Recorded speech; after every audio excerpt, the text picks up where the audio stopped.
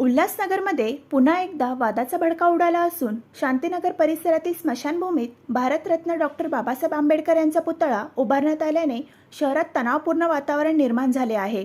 ही स्मशानभूमी उल्हासनगर महापालिकेच्या मालकीची असल्यामुळे कोणतीही अधिकृत परवानगी न घेता पुतळा उभारण्यात आल्याचा गंभीर आरोप सामाजिक कार्यकर्त्यांकडून करण्यात येत आहे। मिळालेल्या माहितीनुसार या पुतळ्याच्या उभारणीसाठी शासनाच्या नियमाची पायमल्ली करण्यात आली आहे। त्यामुळे हा पुतळा बेकायदेशीर असल्याचा दावा करत तात्काळ तो हटवण्याची मागणी जोर धरत आहे।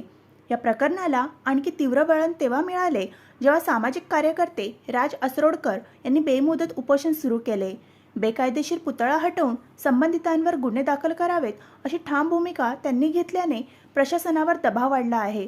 दरम्यान या पुतळ्याच्या खाली शिवसेना नगरसेवक राजेंद्र चौधरी आणि खासदार श्रीकांत शिंदे यांच्या नावाची कोनशिला लावण्यात आल्याने राजकीय वादाला अधिकच तोंड फुटले आहे। मात्र राजेंद्र चौधरी यांनी या प्रकरणाशी आपला कोणताही संबंध नसल्याचे स्पष्ट करत स्थानिकांनी आमच्या कामाच्या प्रेमापोटी नावाचा उल्लेख केला असावा, आमचा पुतळा उभारणीशी काहीही संबंध नाही अशी प्रतिक्रिया त्यांनी दिली आहे। तसेच स्थानिक नागरिकांनी लोकवर्गणीतून हा पुतळा उभारल्याचे समोर येत असले तरी ही वर्गणी नेमकी कोणी गोळा केली, परवानगीशिवाय हा पुतळा कसा उभारण्यात आला असा सखोल तपास करून संबंधितांवर कारवाई करण्याची मागणी उपोषणकर्त्यांकडून करण्यात येत आहे। सध्या या प्रकरणामुळे उल्हासनगरमध्ये राजकीय आणि सामाजिक वातावरण तापले असून महापालिका प्रशासन या वादग्रस्त प्रकरणावर नेमकी काय भूमिका घेणार याकडे संपूर्ण शहराचे लक्ष लागले आहे। एकतर हा पुतळा जो बसवलेला आहे स्मशानामध्ये बसवलाय, याच्यामुळे खूप लोकांच्या भावना दुखावलेल्या आहेत। स्मशान ही बाबासाहेबांचा पुतळा बसवायची जागा आहे का, हा एक मोठा प्रश्न आहे। परंतु हे तितकंच मर्यादित नाहीये आंदोलन। तो पुतळा संपूर्णपणे बेकायदेशीररित्या बसवलेला गेलेला आहे। पॉलिटिकल मोटिवेशन आहे त्याच्या पाठीमागे, निवडणुकींचं मतांचं गणित आहे। पुढची जी नेत्यांची रोजगार हमी असते की त्या पुतळ्याच्या नावाखाली मग सुशोभीकरण, नूतनीकरण, दुरुस्ती हे कामं 5 वर्ष काढत राहायची आणि त्याच्यातून धंदा करत राहायचं। तर हे जे काही सगळं राजकारण आहे त्याच्यामध्ये बाबासाहेबांना वेठीला धरलं गेलेलं आहे। गेले 8 महिने या विषयावरती आपण पुतळा धोरणाला अनुसरून फार व्यवस्थितपणे पत्रव्यवहार करतोय, वारंवार त्याचे स्मरणपत्र देतोय। महाराष्ट्रामध्ये 2 मे 2017चा एक GR आहे, जो पुतळा कुठे उभा राहावेत, कोणी उभा राहावेत, कसे उभा राहावेत त्याच्यामध्ये सगळं आलेलं आहे। त्यानुसार जिल्हाधिकाऱ्यांच्या परवानगीशिवाय कुठलाही पुतळा हा उभारता येत नाही आणि जिल्हाधिकाऱ्यांच्या परवानगीशिवाय जर पुतळा उभारला तर तो जप्त करावा आणि उभारणाऱ्यांच्या विरोधामध्ये फौजदारी कारवाई करावी असे शासनाचे आदेश आहेत। इथे महानगरपालिकेचे आयुक्त, ती स्मशान जी आहे ती महानगरपालिकेच्या मालकीची जागा आहे, त्यांच्या डोळ्यासमोर तिथे चबुतरा उभारला जातो, बेकायदेशीर पुतळा उभारला जातो आणि त्याचं एक स्टोरी बनवून समर्थन करतात की तिथे शवदाहिनीचं काम करायचं होतं, ते अडवलं गेलं होतं, त्यामुळे मग लोकांची मागणी होती, लोकप्रतिनिधींनी मध्यस्थी केली। हे कोण लोकप्रतिनिधी आहेत?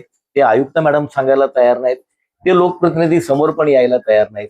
ज्यांनी कोणी लोकवर्गणी गोळा केली, ती लोकवर्गणी गोळा करायचे त्यांना काय अधिकार आहेत? किती पैसे गोळा केले, किती खर्च केले, कोणाला काही पत्ता नाही।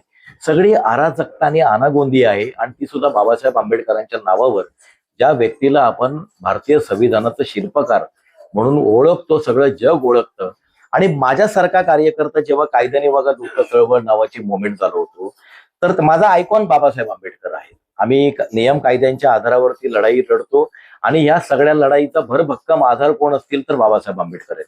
बाबासाहेब आंबेडकरांचाच पुतळा बेकायदेशीर बसवायचा आणि असे नियम कायद्यांचा आधार घेऊन लढणाऱ्या कार्यकर्त्यांच्या लढाईमधली हवाच काढून घ्यायची, हे जे काही या सरकारचं चाललेलं आहे त्याला प्रत्युत्तर आहे हे आंदोलन। म्हणजे हा पुतळा जो आहे स्मशानातून तो महानगरपालिकेला कुठल्याही परिस्थितीमध्ये काढावा लागेल। ते आज माझ्याकडे येतील, उद्या माझ्याकडे येतील की आम्हाला 10 दिवस लागतील, आम्हाला वेळ द्या, आम्ही प्रक्रिया राबवतोय, त्यांचं मी काही ऐकणार नाही। तो पुतळा काढल्यानंतर हे उपोषण जे आहे ते थांबेल, पण तेवढ्यावर विषय नाही थांबणार। हा पुतळा कोणी बसवला होता त्यांच्यावर गुन्हा दाखल व्हायला पाहिजे। हे लोकवर्गणी काढणारे लोक आहेत त्यांच्यावरती गुन्हा दाखल झाला पाहिजे। आणि गेल्या 8 महिन्यामध्ये श्याम गायकवाड असतील, दिलीप मानवणकर असतील, राज असरोणकर असतील, या सगळ्यांनी जे काही पत्रव्यवहार केलेले आहेत या पत्रव्यवहारावरती जिल्हाधिकारी, मनपा आयुक्त, पोलीस आयुक्त या सगळ्यांनी काय नेमकी ड्युटी निभावली याची सुद्धा चौकशी झाली पाहिजे, यासाठी हे सगळं आंदोलनांनी हा पाठपुरावा आहे. पॅरलली आंदोलन करत असतानाच आम्ही उच्च न्यायालयामध्ये एक पिटिशन करतो आहोत आणि हायकोर्टाच्या देखरेखीखाली सुद्धा याची चौकशीची मागणी करणार आहोत.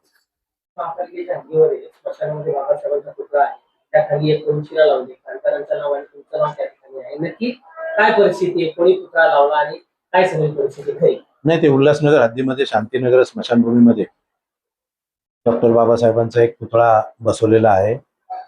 त्या पुतळ्याखाली आमची नावं आहेत, पण त्याचा पूर्ण इतिहास बघितला तर आपण असा आहे की आमच्या उल्हासनगर मधील शांतीनगर ही स्मशानभूमीमध्ये कोविडच्या काळामध्ये खूप अडचण येत होती. त्या काळामध्ये आम्ही असं ठरवलं प्रशासनाने व आम्ही की तिथे एक डिझेल ध्येयवाहिनी बसवायची.